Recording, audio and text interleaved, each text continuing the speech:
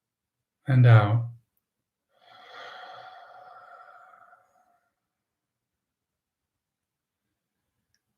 Now, I want you to call to mind the very last time, or the most recent time, one of your needs wasn't being met. Think back to the last time you were angry or upset. Maybe you said something you wish you hadn't. Maybe you didn't say something and you wish to God you had. Maybe someone in your life said something cruel to you that upset you in some way. Maybe you just feel like you've been giving a lot and could do with receiving occasionally, could do with the people you're giving to letting you know that they're grateful.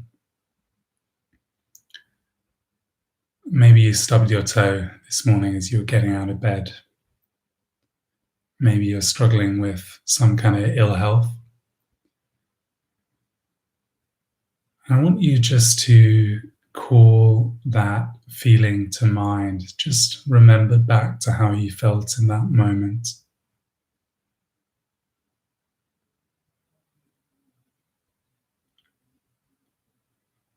And just notice where it is in your body that you can feel any of those sensations, any tightness, any heat, any pain, any numbness.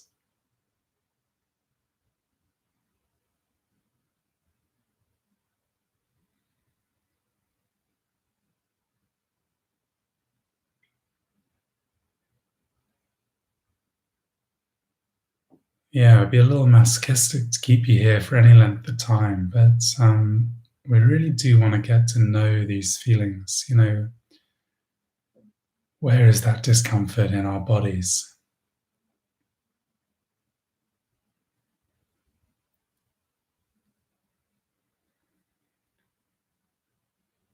Maybe you just take a regular breath in and out. And we're going to breathe into the count of 1, 2, 3, and 4, and hold it for 1, 2, 3, and 4. And breathe out, just watching the breath for 4, 3, 2, 1, and hold it out for 4, 3, 2, and 1. And breathe normally. Just notice how you're feeling right now. Do you feel lighter? Do you feel a freedom that you weren't feeling before?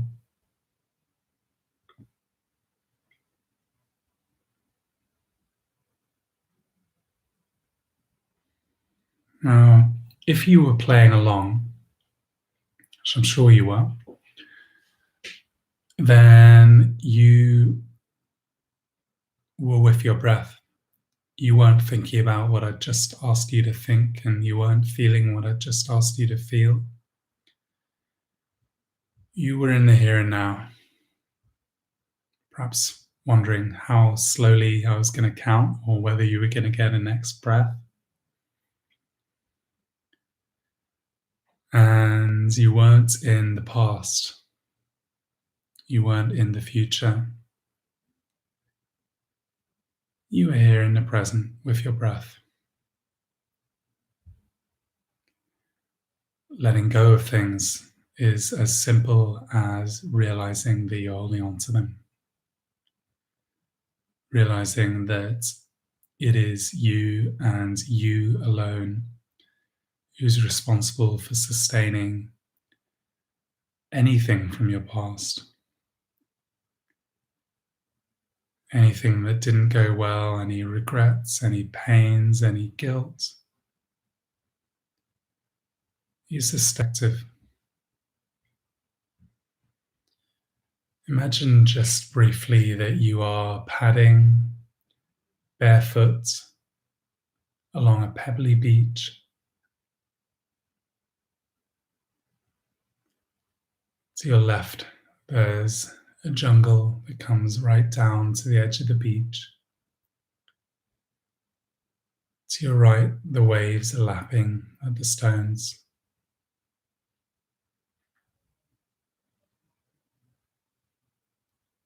As you walk, the stones roll and clack under your feet.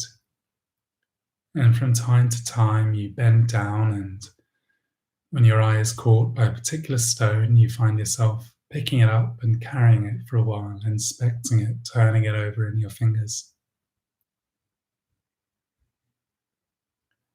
Now, the longer you inspect and cherish and hold on to the stone, the less eyes you have for anything else, the less aware you are of the beach, of the jungle, of the ocean.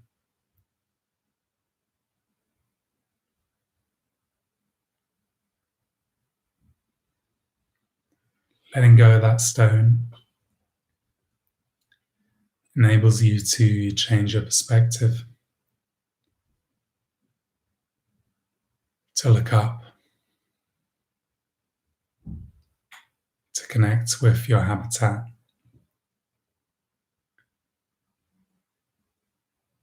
You are the sky and everything beneath it.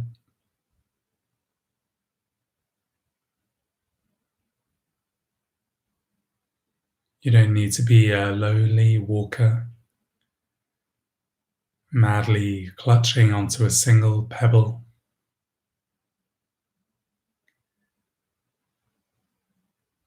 You can always put it down, broaden your perspective, connect to the other elements that make up your consciousness. The movement of the breath in your body, the sensations of your body itself, the beach you walk on, the sounds and sights of the sea, the sky, the forest. To connect with the present moment is to be free. So together, let's take a deep breath in and just let that go. And another breath in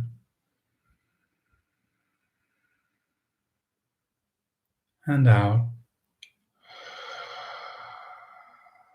Just letting any tension, noticing the connection between your body and the ground, any sounds around you. If you had your eyes closed, you could blink them open and start to drink in any colors, any textures, any patterns of light and shade in your environment. And know that whenever you realize you are holding on to something too tightly,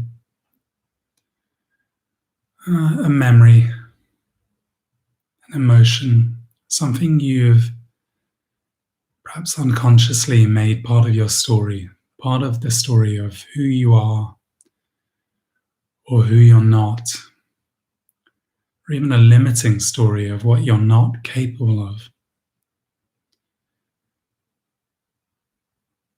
You don't need to hold on to it any longer.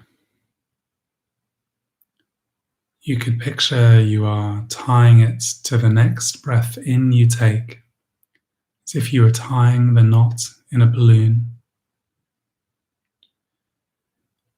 And as you breathe out, you let go of that balloon and it just floats away into the air in front of you. Or indeed, you could picture that you're putting down things you've been lugging around with you, like a stone. If you've been making a collection of stones that have been burdening you down, why not from time to time just take one in your hand and skim it out across the ocean? What that will do is free you up to be present. And when you're present, you can pick other things up. You can invite things into your life. The next session we do is going to be about setting intentions. So keep on practicing letting go of things, because they make new space within ourselves for new adventures. And wherever you are, I hope your quarantine is comfortable. I hope you're managing to find a way to stay positive, to stay calm. Your calm and peace is just as infectious as the virus. So be a person who's spreading calm. And thank you so much for joining. If you've anything you want to say to me, then pop it in the chat box and I will, try and reply. It is such an honor to be piped into your living room or kitchen or bedroom or garden or wherever it is that you're watching this. It's a great privilege for me, and I don't take that lightly. You are trusting me with a little bit of your life. Breathing is life. We are all connecting to each other just by dint of sharing this time on YouTube together. It's a funny kind of connection, but together we have sat and breathed. And whether you know each other or not, you are more deeply connected than you could possibly imagine. I wish you all the best in the world. I'm here every weekday at 2. I've got a podcast. Check it out. I've taken to plugging my podcast because, it's got a few hundred listeners. I think it could be a few thousand. Help my ego, no end, I'm sure. But for the amazing guests that have been on it so far. So I had Susie Yalef-Schwartz. She's the founder of Unplug, which is the world's first secular meditation studio. It is a mecca for modern meditation. It's based in LA, so a little bit hard for any of us Brits to get to right now, but it's where I did my meditation teacher training, and Susie and I chat for an hour about love and life and meditation and how to teach it. And I learned so much from the conversation. Maybe you might too. Other people I've chatted to, Rachel Clarkson, the DNA dietitian, Emily Holmes, the founder of Good and Proper Tea. I'm editing at the moment an amazing episode with Charlie Dark, the founder of Run Dem Crew. And he also teaches yoga and is a global DJ and Lululemon ambassador. So if you don't know him, check him out. But subscribe to the Levitate podcast and you will be notified when that episode goes live. Take care of your good selves. I'm going to end the stream and I hope to see you very, very soon indeed. Bye-bye.